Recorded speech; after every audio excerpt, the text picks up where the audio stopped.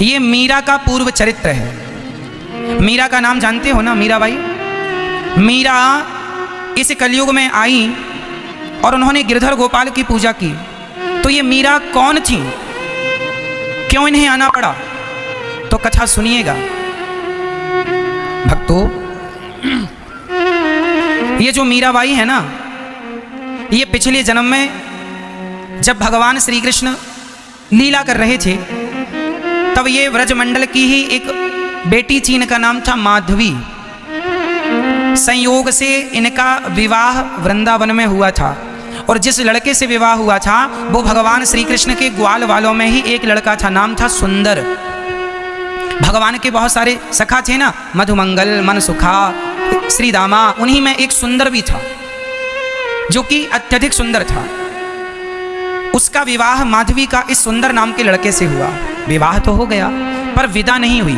विदा होने में थोड़ा विलंब था, पहले शादी हो जाती थी, विदा बाद में होती थी। जब विदा होने लगी तो माधवी की माँ ने समझाया कि बेटी सुन, तू वृंदावन में ब्याही गई है, वहाँ पर एक कृष्ण कन्हैया नाम का लड़का रहता है, देख तू किसी भी प्रकार से उसे देखना मत, क्योंकि यदि तूने उसे देख लिया तो माधवी की माँ ने सुना था कि कन्हैया को जो देख लेता है वो कन्हैया में खो जाता है, आकर्षित हो जाता है।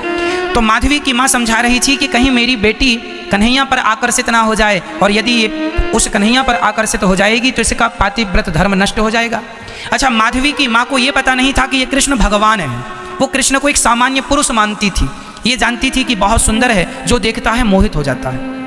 तो उन्हें लगा कहीं मेरी बेटी ना मोहित हो जाए, और नारियों के लिए तो शोभायमान नहीं है वो अपने पति को छोड़ के किसी और पुरुष को ना देखे, यही तो सिखाया जाता है, और बात भी सही है। पर माधवी की माँ को ये बिल्कुल पता नहीं था कि ये कृष्ण भगवान है। वो तो सामान्य बालक समझकर माधवी को उपदेश करने लगी कि तू कभी इस पुरुष को ना देखना। माँ ने समझाया, माधवी समझ गई। उस समय माधवी भी कोई ज़्यादा उम्र थी नहीं, बच्ची ही थी। चलिए, सुंदर आया और अपनी दुल्हन को लेकर चला। सुंदर मतलब कृष्ण का सखा और माधवी का पति।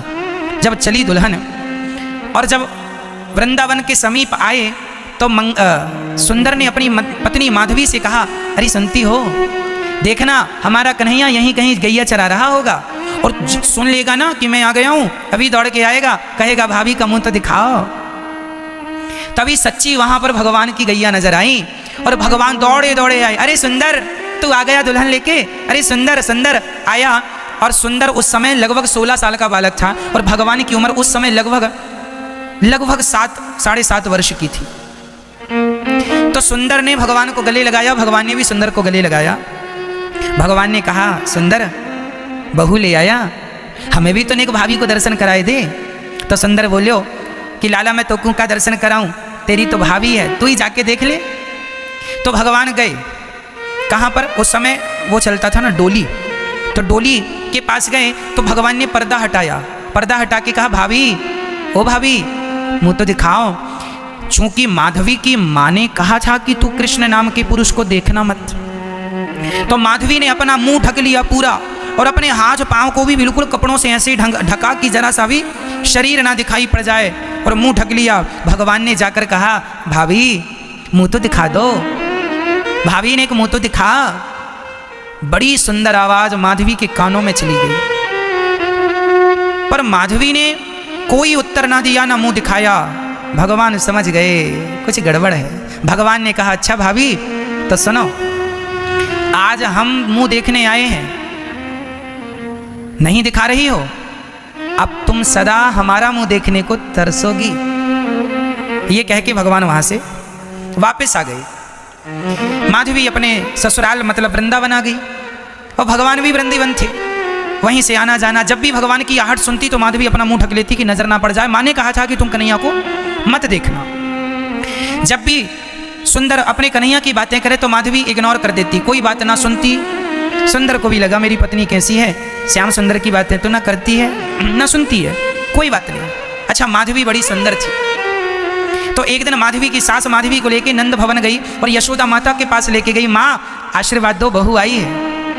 माधवी बैठी थी, तभी भगवान आ गए और भगवान ने कहा, माँ बड़ी भूख लगी है, कुछ खाने को दो। माँ ने कहा, अच्छा लाला खाने को देती हूँ, तू बैठ। तभी भगवान ने कहा, मैया ये घर में बहू आई है, किसकी बहू है? माँ ने कहा, बेटा सुंदर की बहू है।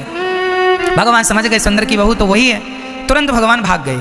एक दिन क्या हुआ, जब इंद्र ने मूसलाधार पानी बरसाया तब भगवान ने गोवर्धन उठाया, और जब गोवर्धन उठाया तो सब उस गोवर्धन की तलहटी पर आए, तो माधवी भी आई। सवेरा हुआ, सूर्य भगवान की पहली किरण आई, उसी क्षण माधवी ने अपनी नजर घुमाई कि कौन है ये, कौन है ये। जब नजर घूमती घूमती घूमती ऊपर पड़ी तो वहां पर भगवान की उंगली नजर आई। उंगली को देखा माधवी ने, बड़ी सुंदर उंगली थी। उंगली के नीचे दृष्टि डाली तो पूरा हाथ दिखाई पड़ा। हाथ के नीचे दृष्टि डाली तो हाथ के बराबर में ही भगवान का मुख था। समझ गई कि एक उंगली से पहाड़ उठाने वाला कोई पुरुष नहीं है, ये तो भगवान है।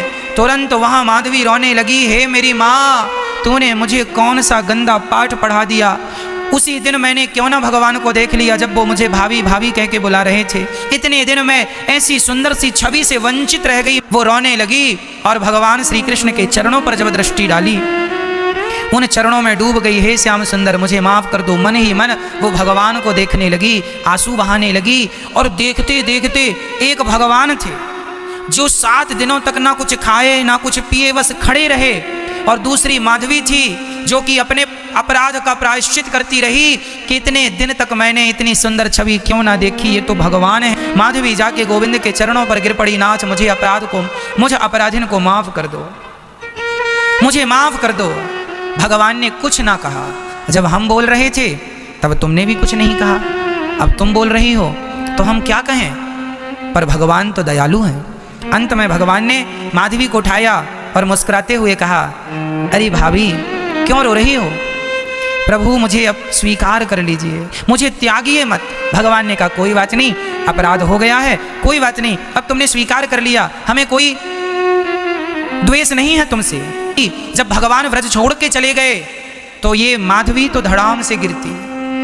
तब ब्रज की गोपियां समझाती, अरे माधवी, कृष्ण केवल तुझे छोड़कर थोड़ी गए हैं, हम सभी को तो छोड़कर गए हैं, तू इतना क्यों रोती है। माधवी ने कहा, तुम लोगों ने तो पकड़ लिया था तो छोड़ कर गए, हमने तो पकड़ा ही नहीं था और हमें छोड़कर चले गए, इसलिए हमारा दुख तुम्हारे दुख से कहीं ज्यादा है। हे विधाता, आग लगे मेरे घूंघट को, आग लगे मेरे ऐसे घूंघट को जिस घूंघट ने मेरे कृष्ण से मुझे वंचित रखा।